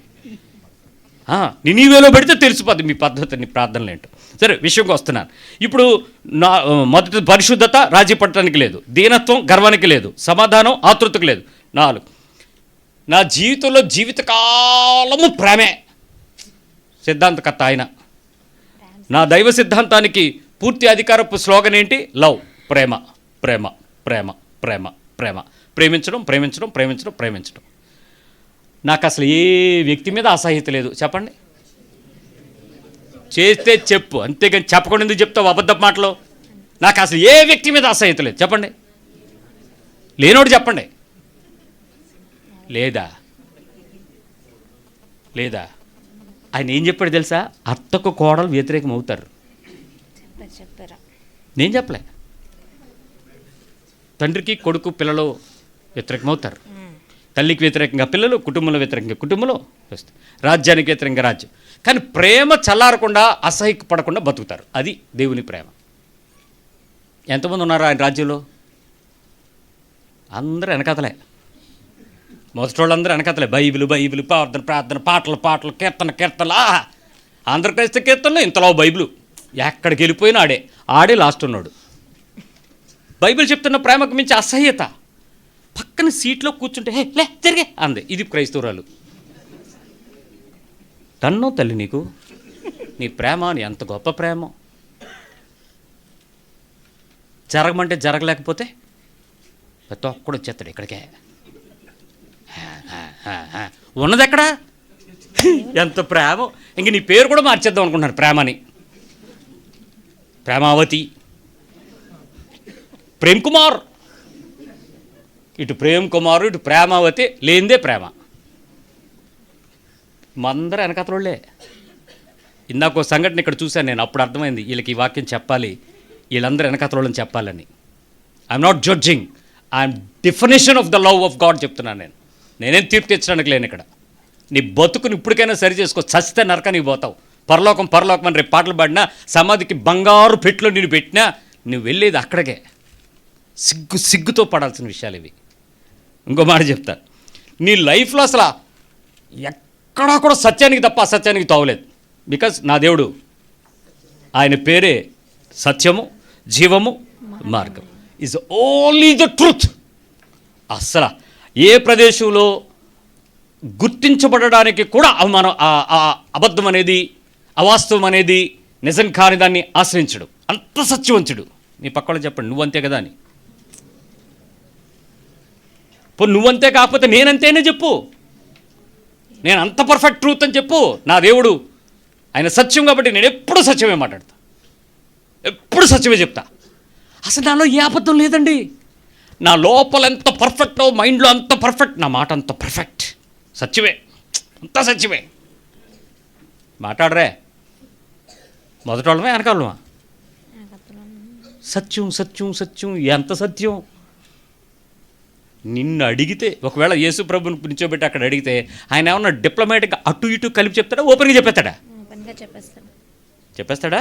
ఆయన తీర్పు, ఆయన మాటలు పుట్టము వేయబడినంత సత్యమైనవి. రైట్. ఆయన దేవుని దగ్గరికి వచ్చేవాడు ఎప్పుడు కూడా నిత్యానందము వారి తలలపై ఉంటుంది. Ever happiness. ఎంత ఆనందంగా ఉంటాడంటే, ఎంత ఉత్సాహంగా ఉంటాడంటే ఆడి బతుకులో ఏ రోజు ఏ క్షణం నిరుత్సాహం ఉండదు.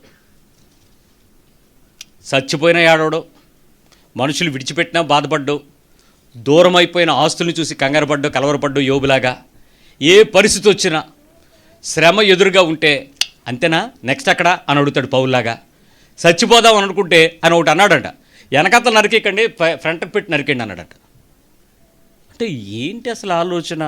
శ్రమల పాత్ర నా బతుకుకి తాగడానికి ప్రభు ఇస్తే నేను దీనుడుగా దాని దగ్గరికి వెళ్ళి తాగుతానే తప్ప దాన్ని తీసేయని నేను అడగను. బికాజ్ నా బతుకులో ఆనందంగా బతకడం నాకు నేర్పించాడు. ఏంటి నీ ఆనందం అని అడిగితే నా పాపాన్ని విడిపించేశాడు.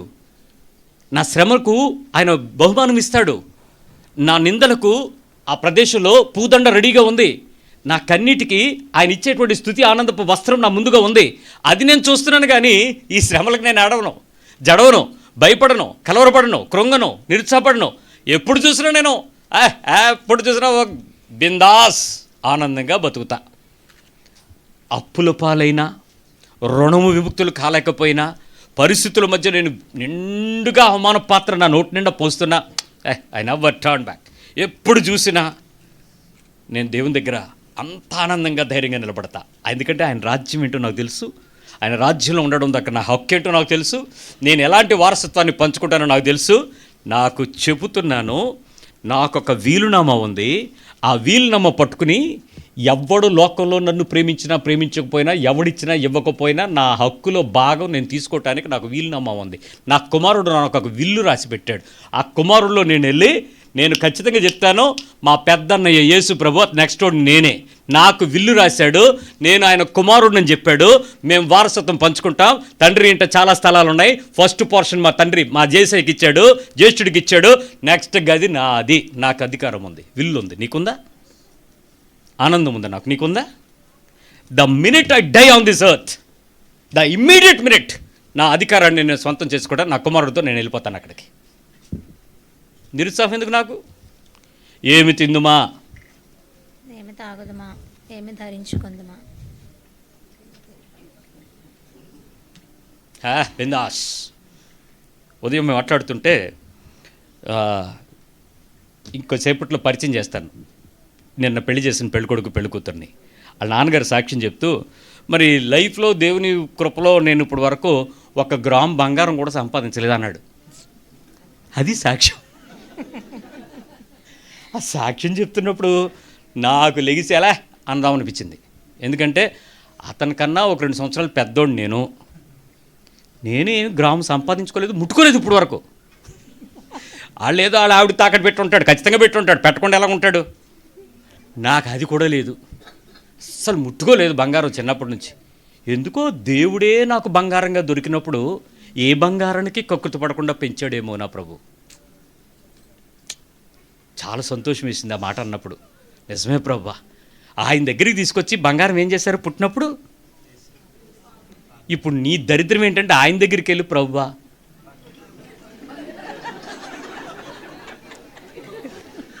క్రిస్మస్కి పోవ్వా 35 to 45% దుబాయ్లో ప్రస్తుతం రిబేట్ ఇస్తున్నారు బంగారం మీద. ప్రభువా విమానాలు వెళ్ళట్లేదు, ఓడలు నడవట్లేదు, అట్నుంచి ఇట్నుంచి ఏ రవాణా లేదు. బొంబాయిలో మర్చెంట్ అడుగుతున్నాడు, ఏంటి గోల్డ్ నేను కొంటాను, 45% రిబేట్ ఇస్తానంటున్నావు కాబట్టి డిస్కౌంట్ నేను కొంటాను, కానీ నాకు ఈ రాత్రి డెలివరీ ఇస్తావు. నీకు దండంరా బాబు, దుబాయ్ నుంచి కిందకి ఎవరు రావట్లేదురా, ఏ విమానంలో చేసినా బాంబు కట్టి ఇవ్వాలరా నీకు ఆ బంగారం. నేను ఇవ్వలేను. Now 35 to 40%. గల్ఫ్లో ఎవడన్నా ఉంటే బంగారం కొనుక్కోమనండి వెళ్ళి. తేగలడా? ఎప్పుడు వస్తాడో తెలుసా? ఆ బంగారం కన్నా మించిన బంగారం పడేసుకున్న యేసుప్రభు నాకు దొరికితే నా బంగారం గురించి అడగడం అంటాడు. పిచ్చోళ్ళకున్నారు. ఇప్పుడు చెప్పండి, మీరు మొదటి వారా కడపటి వారా? అసలు ఆయన రాజ్యం దగ్గరికి ఎంటర్ అయ్యారా? నా పేరు మార్చేయండి అంటాడు ఒకడు వచ్చి. ఏ పేరు మార్చేయము? అబ్రాహామును అబ్రహాముగాను, సారను సారయ్యగాను, సౌలుని పౌలుగాను, మరి నిన్ను ఎవరుగాను? పెంటమ్మను ఎస్తేరమ్మగాను. అంటే నీకు నచ్చిన పేరు పెట్టేస్తావా? బతుకులో ఏ యేసుప్రభు కనబడ్డా రాజ్యం లేదా నీకు? వారసత్వం ఎదుర్కోవా? ఇప్పుడు నేను చెప్పిన వాక్యం మీకు ఎవరికైనా చెవిగలిగి వినపడితే అసలు నీ క్రైస్తవ్యం మీదే నీకు సిగ్గు సవాలు వస్తుంది. నిజంగా నేను యేసుప్రభు దగ్గరికి వచ్చానా? ఆయన రాజ్యానికి నేను ఫాలో అయ్యానా, వెంబడించానా? ఇప్పుడు ఆలోచించండి. ఇప్పుడు ఆయన ఏమన్నాడు తెలుసా? మొట్టమొదట చదవండి, కింగ్డమ్ గురించి మాట్లాడేటప్పుడు ఆయన ఏమన్నాడంటే, మొదట ఆయన రాజ్యమును ఆయన నీతిని వెతకండి, అప్పుడు మీకేం కలుగుతాయంట? ఫస్ట్ అనేటప్పుడు ప్రతి దానిలో కూడా ప్రారంభం అనే దానికి చాలా విలువ ఉంది కదా. మొదట ఆయన నీతిని రాజ్యం, మళ్ళీ చెప్పండి, ఆయన నీతిని రాజ్యమును వెదకుడి. మొదట లాస్టా? మొదట. ఫస్టా లాస్టా? ఎతకాల్సింది ఫస్ట్. చెయ్యాల్సిందంతా చేసి నీ చిత్తమే జరుగునంటే అది లాస్ట్. ప్రభు నేనేం అడగను, నువ్వు నా రాజువి, నువ్వు నన్ను పరిపాలిస్తావు, నువ్వు నన్ను నడిపిస్తావు, నువ్వు నన్ను విడిపిస్తావు, నన్ను పట్టిస్తావు, నన్ను శోధిస్తావు, నన్ను బలపరుస్తావు. నువ్వేం చేసినా నీ చిత్తానికి I'm ready, I'm submitting to you.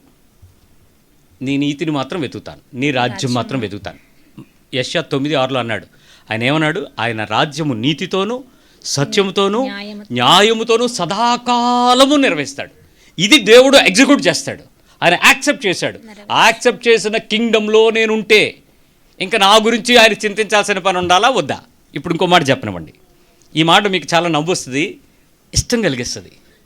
ఇప్పుడు రాజు ఒక్కడే ఉండి రాజ్యం లేకపోతే దాన్ని ఏమంటారు? రాజు ఉన్నాడు, రాజు లేదు, రాజ్యం లేదు. ఇప్పుడు ఇరాన్ను అమెరికా ఆక్యుపై చేసేసుకుంటుంది అనుకుందాం కాసేపు. అక్కడ రాజు లేడు, కమ్మైని చంపేశారు. నెక్స్ట్ కింగ్డమ్ని తయారయ్యేలోపు ఎక్కడైతే మీటింగ్ అవుతుందో అక్కడ బాంబు వెళ్తుంది, మొత్తం లేచిపోతున్నారు, ఇంకేం జరగదు అక్కడ. ఇప్పుడు ఆ రాజ్యం ఉంది, రాజు ఉన్నాడా? ఇప్పుడు నేను చెప్తున్నాను, రాజు ఉన్నాడు, రాజ్యం లేదు. అది రాజు అనిపించుకుంటాడా? బాబు నేను రాజుని అంటే నీ పేరు రాజా లేదా నీకేమన్నా దేశానికి రాజు అని అడగరా? ఇప్పుడు యేసున్నాడు, ఆయన రాజా, ఆయనకు రాజ్యం ఉందా లేదా? ఇప్పుడు రెండు చెప్తున్నాను మీకు. రాజ్యం ఉంది, రాజున్నాడు, ప్రజలు లేరు. నేను రాజుని. ప్రజలు ఉండాలా?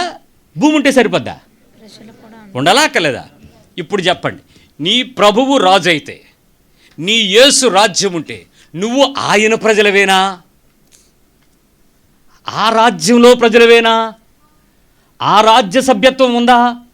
ఆ రాజసభ్యత్వంలో సభ్యుడిగా నేను బతుకుతూ చలామణి అవుతున్నావా? నిజం చెప్పు, నువ్వు ఆ రాజ్యంలోనే సభ్యుడివా? నేను మొన్న హైదరాబాద్ వెళ్ళినప్పుడు నా ఫ్లైట్లో నా పక్కన కూర్చున్న అతను, నేను బైబిల్ చదువుతుంటే ఆయన చూసి మీరు క్రిస్టియనా అని అడిగాడు. అడిగితే లేదు, యేసు ప్రభుని నాకు ఇష్టం, అందుకని బైబిల్ చదువుతున్నాను అన్నాను. ఆయన మీరు ఏ చర్చికి వెళ్తారా? నేను ఏ చర్చికి వెళ్ళను అన్నాను.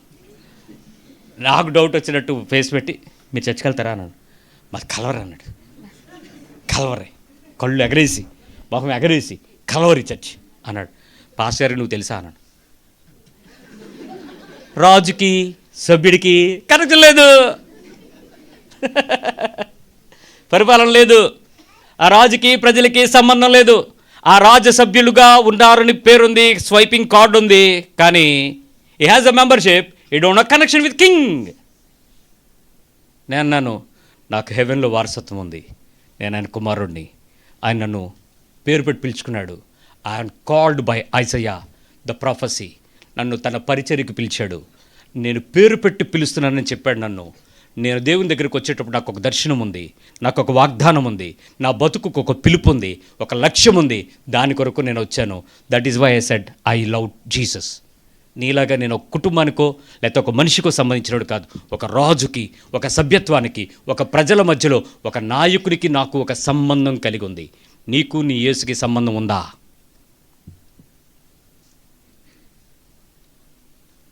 రియల్ సంబంధం ఉందా? సంబడి సెడ్ నేను బైబిల్ చదువుతా. న్యూస్ పేపర్ చదివినట్టే అది. అమ్మా, రోజు 5 అధ్యాయాలు న్యూస్ పేపర్ చదివినట్టే ఫస్ట్ పేపర్ నుంచి లాస్ట్ పేపర్కి రిటైర్ అయినోడు కూడా చదువుతాడు. ఆడికి వాట్సాప్కి పేపర్ అంతా చదివేసి ఏంటి వాళ్ళు ఇంకో పేపర్ రాలేదు అన్నట్టు ఉంటుంది, సప్పగా ఉంటుంది అది. బైబిల్ కూడా అంతే. ఏం చదువుతున్నావో తెలియదు, ఎందుకు చదువుతున్నావో తెలియదు, దానిలో నా పోర్షన్ ఏంటో తెలియదు, నా బతుకేంటో తెలియదు, నేను మార్చుకోవాల్సిన పరిస్థితి ఏంటో తెలియదు, నేను ఎక్కడ మారానో తెలియదు. చదివానా లేదా? చదివా. కింగ్కి ప్రజలకి సంబంధం లేకపోతే ఆ రోజుల్లోనంట రాజులు మారువేషం వేసుకుని ప్రజల మధ్యలోకి వచ్చి తిరుగుతూ ఉండేవారంట. ఎందుకు? వాళ్ళ కష్టాలు, వాళ్ళ సమస్యలు, వాళ్ళ బాధలు తెలుసుకొని సుపరిపాలన అందించాలని.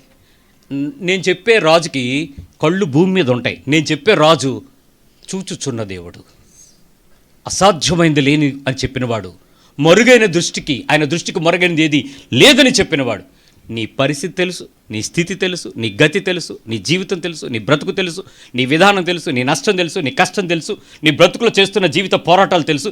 ఇవన్నీ తెలిసినవాడు నీ పక్కనుంటే నీ ప్రార్థనలో ఏడుపు ఎందుకమ్మా? అడుక్కోవడం ఏంటండి? దీనత్వపు మాటలు ఏంటండి? ఆ బ్రతుకులో నీకు ఇది లేదు అని నీకు తెలిసినప్పుడు దానికి ఏం తెచ్చుకోవాలో కూడా రాయబడి ఉంది దీనిలో. నీకేం కావాలో చెప్పు, నీకు రెఫరెన్స్ చెప్తాను దానిలో ఏముందో. అలా చదివితే నీకు వాక్యం అర్థమవును. అయ్యో ఇది చదివానే, దీని ప్రకారం నేను లేనే అని నిజంగా దుఃఖపడేవాడు ధన్యులు. ఆ స్థితికి ఎక్కడా లేదే. ఏంటి మన బ్రతుకులో దేవుని దగ్గరకు వచ్చామని తెలిసి, దేవునితో ఉన్నామని తెలిసి షార్ట్ కట్లు ఎత్తికేస్తున్నారండి భక్తిలో. ఆర్థిక ఆశీర్వాద సభట విన్నారా? సతీష్ కుమార్ గారు 3 రోజులు ఎట్టాడు. ఆర్థిక ఆత్మీయ ఆశీర్వాద సభలు అంటే అక్కడికి వెళ్తే నీ జోబులో ఆర్థికం ఖాళీ అవుతుంది, గ్యారంటీ. అక్కడికి వెళితే నీ ఆత్మీయతకు 4 పుస్తకాలు, ఒక టీవీ మెంబర్షిప్ కట్టేస్తావు, ఆయన ఆత్మీయత పెరుగుద్ది, డౌట్ లేదు. అదే టీవీ మెంబర్షిప్ నీ చేత కట్టించి టీ ఇస్తాడు కదా, ఏదో జరుగుద్ది. ఏమిటి నీ ఆశీర్వాదమో? ఎవడు నీకు తాకట్టు పెట్టబడ్డమన్నాడు? ఎవడు నీకు వాగ్దానం చేస్తున్నాడు? నీ ప్రభుతో నీకు సంబంధం లేదా? ఆయనతో నువ్వు మాట్లాడుకోవడానికి ఛానల్ లేదా? ఏమన్నా వైట్ హౌసా లేకపోతే ఇంకేదో గ్రీన్ ఛానల్ నీకు కావాల్సిన బయటకు వెళ్ళడానికి? సో ఎవ్రీ కాంటాక్ట్ ఆయన చెప్పాడు. దేవుని దగ్గరికి వచ్చేటప్పుడు అంట బలులు కానీ, అర్పణలు కానీ, సమర్పణలు కానీ, స్వేచ్ఛార్పణలు కానీ, కృతజ్ఞతార్పణలు కానీ తీసుకుని వచ్చేటప్పుడు మధ్యలో ప్రధాన యాజకుడు ఒకడు ఉంటాడు. ఆయన కనపరుచుకుని, అయ్యా మా కుటుంబం లేవి, ఇదిగో ఆ లేవిలో మేము 8వ తరంలో వచ్చాం, ఇదిగో మా పిల్లోడు, ఇదిగో మా పిల్లోడు, మేమందరం తప్పులు చేసుంటామేమోనని అపరాధ పరిహారానికి బలిగా ఈ గొర్రెపిల్లని తీసుకెళ్ళు, మేము పాప పరిహారానికి బలిగా ఈ చిన్న దూడను తెచ్చాం తీసుకెళ్ళు, ఇదిగో మేము ఏమైనా తెలియక కానీ తెలిసి కానీ ఏమైనా సొంత దోషాలు ఏమైనా చేసుంటే దానికి పావురనివ్వు, 10 తీసుకెళ్ళి ఆయనకి ఇస్తే మీరు అక్కడ నిలబడండి అని చెప్పి ఆ బలులు అర్పించే రోజు ఒకరోజు ఆ తెర అవతలకి వెళ్ళి చేయాల్సిన పనులు ఉన్నాయి. ఆయన ఏం చేశాడు తెలుసా? ఆయన పుట్టిన దగ్గర నుంచి మరణించిన మరుక్షణం ఆత్మ దేవుని దగ్గరకు అప్పగించబడుతున్న రోజు ఏ భూమిని అయితే తన రాజ్యం అని చెప్పాడో ఆ రాజ్యానికి దేవునికి మధ్యలో అడ్డుగా ఉన్న తెరను చింపి పెట్టి, నా రాజ్యానికి నువ్వు డైరెక్ట్ ఎంట్రీ అని చెప్పాడు. The screen was broken into two from the top to bottom, not from bottom to top. కింద నుంచి అయితే ఇలాంటి తెరని కింద నుంచి ఎవడైతే చింపేయచ్చు, కానీ 22.5 అడుగులు పొడవున పైన ఉన్నటువంటి తెరని కిందకి చింపాడంటే ఎవడు చింపాడు? మనుషులు ఎవడన్నా ఎగ్గలడు? అక్కడ వెళ్తే స్పాట్లో చేస్తాడు. ప్రధాన యాజకుడు చిన్న తేడా అయితే నడుముకేమో నల్లతాడు, బాప్టిస్ట్ చర్చ్ పాస్టర్లు కట్టుకుంటారు చూసారా, నల్లతాడు లేనియాడ్ అంటాం, దాన్ని కట్టుకుని దాని కింద ఒక అంచేమో వెనకతలు ఇస్తామండి. ఎక్కడ ఇప్పుడంటే ఇవ్వరులే, అక్కడ బయట పట్టుకుని ఉంటారు. పొరపాటున ఆవిడ చావగానే ఆడి గంట గడుగులమని కొడుతుంది, టపక్కలు అవుతారు, కాలుకు తాడు కడతారు. ఏమైనా అక్కడ తేడా అయింది అనుకోండి, మనిషి దొబ్బని కింద తూలుతాడు, తోలంగా లాగేస్తారు. ఎందుకంటే శవం దేవుని పరిశుద్ధ సన్నిధిలో నిలబడకూడదు. అతి పరిశుద్ధమైన ప్రదేశంలో యాజకుడు వెళ్తాడు. అలాంటి అతి పరిశుద్ధ ప్రదేశానికి ఆటంకం కలగకుండా నువ్వు 50 రూపాయలు కడితే నీకు ఫోన్ చేస్తానని చెప్పే దొంగ పాస్టర్ల ఫోన్ కాల్స్తో నీ ఆత్మీయతను కట్టకుండా పై నుంచి కిందకి తెరను ఏం చేశాడు? ఆయన చింపేసి, కమ్ టు మీ, నా వద్దకు రండి, నా దగ్గరకు వచ్చేవాడి చిన్నపిల్లడు వచ్చినా నేను ఆటంకపరచను అన్నాడు. అంత ధైర్యంగా, అంత సంతోషంగా ఆయన దగ్గరకు సముఖానికి పిలిస్తే, అంత ఓపెన్ ఆ ఇన్విటేషన్ ఇస్తే, యేసుప్రభు దగ్గరికి రావడానికి నీకు ప్రత్యేక ప్రార్థనలు అవసరమా? ఏమ్మా, ప్రత్యేకమైన వ్రత దినాలు అవసరమా? ప్రత్యేకమైన కూడికలు అవసరమా? మరి ఏం కావాలి నీకు? నువ్వు ఊపిరి తీసుకుంటున్నావంటే అది నీ ప్రార్థన, నువ్వు ఉనికి కలిగి చలిస్తున్నావంటే ఆయన కృప, ఆయనలో ఆనందిస్తున్నామనంటే ఆయన మనకిచ్చిన భిక్ష, అది దీవెన. అంత డైరెక్ట్గా ఓపెన్ ఎంట్రీ ఇచ్చేస్తే రాజు దగ్గరికి వెళ్ళటానికి నీకు మధ్యవర్తి ఎందుకు? ఎన్ని చెప్పినా చిన్న ప్రార్థన చేయండి, బాబు చెయ్యి. మళ్ళీ ఈ చెయ్యి అనడంలో కూడా చేయించుకున్నాం కాదు, అదేదో చేయించుకుంటే ఈ రాత్రి అమెరికా ప్రెసిడెంట్ అయిపోయినట్టే. ఎంత ఆనందమో, ప్రార్థన చేయించుకున్నారు, బాబు ప్రార్థన చేశాడు, అయ్యగారు ప్రార్థన చేశారు, అమ్మగారు ప్రార్థన చేసి పంపించారు. నీ నోట్లో నోరేమైందో, నీ మాటలేమైందో, ఊరి మీద ఆ కొళాయి దగ్గర తగులుకా, సాక్ష్యం చెడగొట్టిన బతుక్కా. అరే, నీ హృదయంతో దేవునితో నిండిపోయిన మాట ఆయన దగ్గర కృతజ్ఞతాస్తుతులు చెల్లడానికి వెళ్ళినప్పుడు ఒక ఆయన అంటాడు, ఉత్తమమైన ప్రార్థనలో నా కళ్ళమ్మడి కారిన చుక్కలు తప్ప నోట్లో మాటలు రాలేదంటాడు. రియల్ ప్రేయర్ చేసి చూడు, మాటలు రావు. విస్తారమైన మాటలు మాట్లాడడం వద్దని చెప్పాడు ఆయన. పనికి మళ్ళీ మాటలు లిస్ట్ ఎత్తుకుని మా అమ్మాయిని దీవించు, మా అబ్బాయిని దీవించు, మా కోడలు దీవించు, మా కొడుకుని దీవించు, మా ఆయన దీవించు, నన్ను దీవించు. రేపేం ప్రార్థన? మా కొడుకుని దీవించు, మా కూతురిని, మళ్ళీ సేమ్ ప్రార్థన, మళ్ళీ ఎల్లుండేం ప్రార్థన. నేను రోజు ప్రార్థన చేసుకుంటాను. మా అమ్మే, నువ్వు రోజూ చేసే ప్రార్థన ఇసిగిపోతున్నాడు ఆయన. రోజు అడిగిందే అడిగి ఎప్పుడు చూసినా అదే అడిగి. ఏంటి నీ ప్రార్థన? ఆత్మానుసారమైన ప్రార్థనకు నీకు ఒక సంచగరువు ఇచ్చాడే, నీకు ఒక విజ్ఞాపనకర్తనిచ్చాడే, నీ పక్షంగా ఒక బిహాఫ్ ఆఫ్, నీ పక్షంగా అమ్మా, అయ్యా, తండ్రి, అబ్బా, నాయన అని మొర్రపెట్టు ఆత్మనిచ్చాడే. ఏది ఆయనతో నీకున్నటువంటి అంగలార్పు ఆత్మ ఏది? ఆ విజ్ఞాపన ఏది? ఆ ప్రార్థన ఏది? ఆ ఆత్మానుసారమైనటువంటి విజ్ఞాపన చేయడానికి హృదయ ప్రేరేపణ ఏది? అసలు నీ రాజ్యమే మారిపోయిందే. నీ రాజ్యం భూ సంబంధమే. నా ఇల్లు సుఖంగా ఉండాలా, నా ఇంట్లో అందరూ హ్యాపీగా ఉండాలా, నాకు ఏ విషయంలో కూడా జబ్బు, రోగం, నొప్పి అస్సలు రాకూడదు ప్రభు, తీసేయి ప్రభు, నన్ను కాపాడే ప్రభు, అసలు నాకేమి జరగనివ్వకు ప్రభు. ఏమి డైరెక్షన్స్ అంటే మీవి? రాజుకు డైరెక్షన్లు ఇస్తావా? యెహోవాకు ఆలోచన చెప్పగలిగినోడు ఎవడు? నేను నీ భక్తిని శంకించట్లా, నీ విశ్వాసాన్ని నేను అవమానపరచట్లా, నీ ప్రార్థనను సిగ్గుపరచట్లా, నీ రాజుతో నీ సంబంధం సరిచేసుకొని చెప్తున్నా. ఆ పరిపాలన, దేవుని రాజ్యం సమీపంగా ఉందని చెప్పిన మొదటి పనివాడు ఏ స్థాయిలో ఆయన దగ్గరగా ఉంటాడో చూసుకొని చెప్తున్నా. ఇప్పుడు ఇలాంటి సంబంధంలో ఆ రైట్ కైండ్ ఆఫ్ హార్ట్ కలిగినటువంటి మిమ్మల్ని పట్టేసుకోగలనా లేదా? లోకంలో ఉన్న నాయకుడిగా నేను, ఈ భూమి మీద ఒక పాస్టర్గా, మీ మనుషుల్ని, మీ మాటల్ని, మీ బతుకుల్ని, మీ పద్ధతుల్ని, మీ జీతాల్ని చూసి నన్ను ఎవరు దేవునితో నడుచగలుగుతున్నారో లేదని చెప్పగలనా లేదా? ఇప్పుడు చెప్పండి, నన్ను చెప్పగలనా లేదా? మీ ఫ్యామిలీ లిస్ట్ పట్టుకుని నేను టిక్లు పెట్టమంటే పెట్టగలనా లేదా? స్పిరిచువల్ పీపుల్, ఆ నెక్స్ట్ పీపుల్. ఇప్పుడు నీ పేరు గురించి, నీ ఫ్యామిలీ గురించి, నీ కుటుంబం గురించి, నీ వ్యక్తిగత గురించి, ఆఫ్టర్ ఆల్ మనిషిని నన్నే స్టార్ పెట్టమంటే నీ పేరు పెడతానా పెట్టనప్పుడు చెప్పండి. మీ జీవితాలను చూసిన వ్యక్తిగా నాకే మీరు మీ చిట్టాలు ఓపెన్ చేసి ఎదురుగా పెట్టి కడపటి వరగా కనపడుతుంటే ప్రభు దగ్గర నా పరిస్థితి ఏంటి? ఇంతమందికి నేను కాపర్నని చెప్పుకుని ప్రభు దగ్గరికి వెళ్ళి వెనకాల చూస్తే ఎవడ ఉండడు. అప్పుడు నన్ను కూడా ఏమంటాడు, ఎవరిని కాసావు పో అంటాడు. నువ్వు పోయే, నన్ను పోగొట్టే, లాస్ట్కి ఏం మిగిలిందిరా అంటే చర్చి పాటలు. నువ్వెవడవో నేను ఎరగనడానికి ఎంతసేపు? నీ నామమున పాటలు పాడలేదా? అద్భుతాలు చేయలేదా? ఆశ్చర్యాలు చేయలేదా? దయ్యాలను వెళ్ళగొట్టలేదా? నువ్వెవడవరా నాయన? అక్రమం చేయవారలా. నువ్వెవడవి అసలు? నీకు ఇష్టం వచ్చిన భక్తి చేసుకొచ్చావా? నేను చెప్పిన భక్తి చేసావా? నా రాజ్యానికి తగినట్టున్నావా? నీ రాజ్యానికి ఇష్టం వచ్చినట్టు వేసాలు వేసావా? నువ్వెవడవో నాకు తెలియదు. స్టేట్మెంట్ నిజమా కాదా? ఇదిగో ఆయన నీ దగ్గరికి వస్తున్నాడు.